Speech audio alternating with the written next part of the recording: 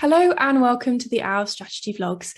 My name is Megan Syrie, a project officer at Surrey Coalition of Disabled People, and I'm currently working on the Our Strategy project. My primary role is to make sure that the user voice is listened to, heard, and embedded in the discussions taking place. First and foremost, what is our strategy? Well, the clinical strategy, which is a 10-year strategy, is expiring this year, and it's opened up an opportunity to reset the direction, the focus, and the aims of the trust. Essentially, how and what Surrey and Borders do. Visually, the Our strategy will look like this, and within it, it will have smaller and more specialised plans underneath 5 strategic ambitions. But our strategy will ultimately provide a clear statement for those that use the services, carers, families, system partners and staff about how these 5 strategic ambitions will be achieved, and it will serve as the overarching plan for the Trust. The previous clinical strategy can be found on the Surrey and Borders NHS website on the Strategies and Reports webpage.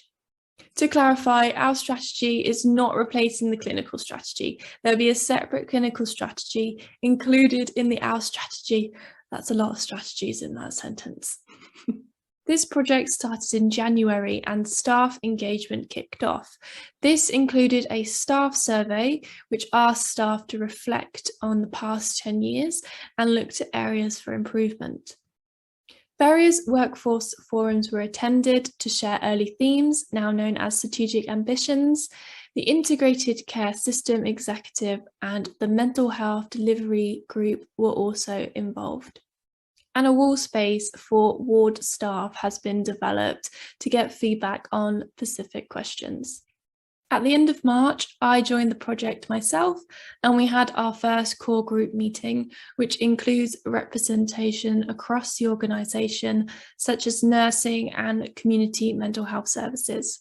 In this particular meeting, we looked at the importance of jargon-free language and making sure that this strategy is accessible for everyone.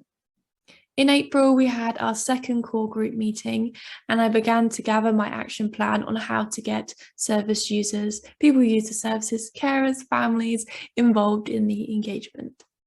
In May, I attended the Focus Committee meeting where I asked, what does good look like when thinking about Surrey and Borders services? And that generated a lot of rich feedback, which I was able to put into the work moving forward.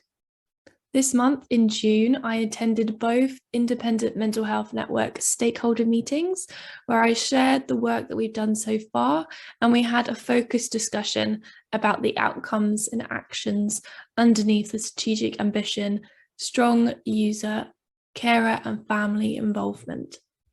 Looking into the future, I'll be attending more focus meetings, as well as working with SMEF to work with their stakeholders on a one-to-one feedback basis. And I'm also working to make sure that young people, those with learning disabilities, as well as older adults, are included in this engagement going forward. Thank you for watching. As the project progresses, there will be more update vlogs, and you can find them on the IMHN blog.